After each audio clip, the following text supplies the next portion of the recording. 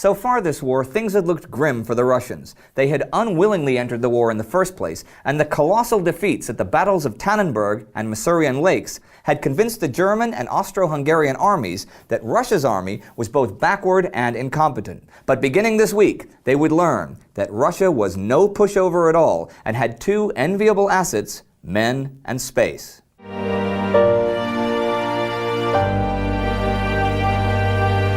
I'm Indy Nidell. Welcome to the Great War. Last week we saw Antwerp fall to the Germans, and the Belgians and the British retreated into Flanders to build their defenses and try to prevent the Germans from pushing to the sea, while the French held the line further south. In the east, the Austrians were under siege in their fortress at Przemyśl, awaiting relief. The Russians further north were marching to positions to cross the Vistula and attack Germany, and the Germans were now only 20 kilometers from Warsaw. Here was the general German plan in the east: to strike, with Austrian help, at Warsaw and Ivangorod and outflank the Russian army there, while the Austrians were being relieved from the siege further south. The Russians, after weeks of disastrous marching through the mud, had finally reached their crossing point, built a bridgehead, and began to cross. The Germans reached Warsaw on October 12th, but their attacks were thrown back, and there would be no outflanking. See, the Germans had seen the Russian march and its colossal mismanagement and believed that Russia was weak around Warsaw. But what they didn't realize was that the Russian armies were arriving and entering the battle in sections, and more of them were coming. So we see that before October 15th, the Germans had the upper hand, but after that, not so much. Soon there was no prospect of German General von Hindenburg getting a decisive victory in view of the seemingly endless Russian reinforcements, now coming from as far away as Central Asia and Siberia. It's important to realize that by this point there were actually four fronts in the east: German-Russian in East Prussia, German-Russian-Austrian along the Vistula, Russian-Austrian along the San, and Russian-Austrian in the Carpathians, and the middle two of those were now a concerted operation. So, along the San River, the Austrians had finally managed to break out, relieved by General Boroyevich von Bonya on October the 11th. Now this was timed to coincide with Hindenburg's German advances towards Warsaw further north. Boroyevich, eventually a field marshal, was a brilliant defensive strategist who later showed what he could do on the Italian front. But for now, he had to deal with his chief of staff, Konrad von Hotzendorf. Konrad thought that the combined forces of the Austrians from within Przemyśl and Borojevich's relief army could beat the Russians. So on October 14th, he ordered his men to try and cross the San River and engage the enemy. It was a catastrophe. His men were bombarded not only by the Russians, but also by their own side because of miscommunication. And there were no pontoons to make bridges, so they had to use boats to ferry themselves over. And since one of the Austrian commanders thought a marching band might improve morale, he had one playing on the Austrian shore. Now imagine being one of those poor Austrian soldiers, trying to cross the river in a boat while being bombarded by both the enemy and your own men. Your comrades are dying around you by the dozens while a marching band on the shore plays inspiring music for you. It was truly a scene from a madhouse. So now that we've imagined being an Austrian soldier, let's imagine that we live in Poland in October 1914. The Germans march in, then the Russians, sometimes the Austrians, then the Germans again, back and forth and up and down. By now the basic situation in the towns of Russian Poland was total anarchy. At least the German officers had some training in civic leadership, which their Russian counterparts lacked completely. There sprang up a huge black market in this region for liquor and food, as you may guess, but also weapons, uniforms, anything that the locals could scavenge from a battlefield, or sadly, get from a soldier in exchange for food.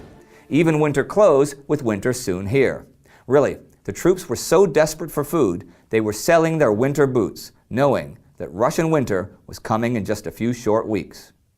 Another effect of anarchy in Russian Poland was that when the German troops arrived, the local populations often turned against the Jews, claiming they were secretly sympathetic to the German cause, and they began a series of atrocities against them.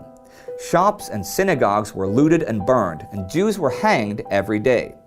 The idea, though, that Jews were sympathetic to the German cause totally ignored the fact that 250,000 Jews were serving in the Russian army at the time. And that army was finally beginning to turn itself around, not only because of its enormous size, but because Russia had a way of approaching battle that none of the other warring nations had. See, Russia had no problem giving up land to the enemy and using space to fight a war instead of just force. This had always held true. Think of Napoleon marching on Russia 100 years ago and the disaster it ended in for him. Russia had thousands upon thousands of miles of land, and if the enemy made some gains or even took a whole province, so what? It would simply be retaken when the enemy stretched itself too thin and became exhausted. And how does an enemy counter this when the enemy can't think like that? None of the other armies had that luxury. It was immoral for the Germans to cede any of East Prussia to the Russians.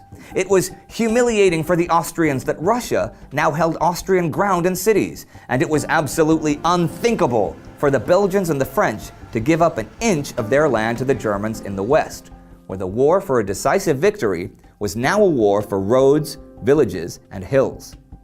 The race to the sea had been going on for weeks as the Germans tried to outflank the British, French, and Belgians, and vice versa.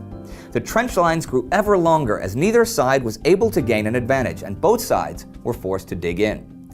Battles that would rage for weeks began in places like La Bassée, Armentières, and Messines as the lines grew further and further north. On the 11th, the Germans began bombarding Lille, which surrendered on the 13th and would remain in German hands for the next 4 years. This part of France and Belgium, called Flanders, was still mostly untouched by the war, and when, on October 14th, some British forces entered the town of Ypres, it seemed like a nice quiet little country town. They promptly began calling it Wipers. The next day, they marched east a few miles and made preparations to make a quick advance on the Germans as soon as the rest of the British Expeditionary Force turned up. No one realized yet that this quaint little patch of Belgian countryside would become the gravesite for over 200,000 British soldiers during the next 4 years. British soldiers were going to a watery grave this week as well, as the German submarine U-9, already infamous for dispatching 3 British cruisers in 1 hour, torpedoed the Hawk in the North Sea. 525 British sailors drowned, only 21 were saved. However, as the war in the seas grew and developed, the British gained a lucky advantage. Russia sent them a German Navy signal book it had captured when the German signalman about to destroy it was killed by an artillery shell. Because of this, British cryptographers in future had a leg up decoding wireless messages and finding their adversaries at sea. So there we are at the end of the week, with the British arriving at a nice quiet town called Ypres at the northern end of the miles and miles of trenches. The Austrians sinking into despair as their maneuvers once again proved disastrous.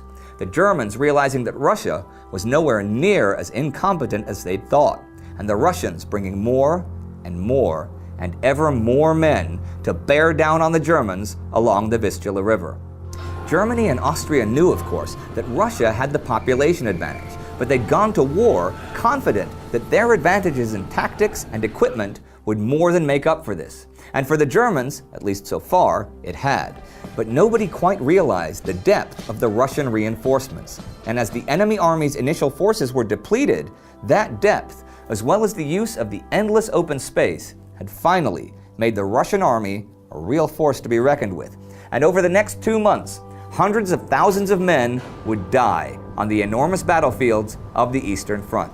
If you'd like to see how the trench warfare developed in this war, check out these episodes about the battles on the banks of the Ain River, and click subscribe to never miss an episode for the next 4 years.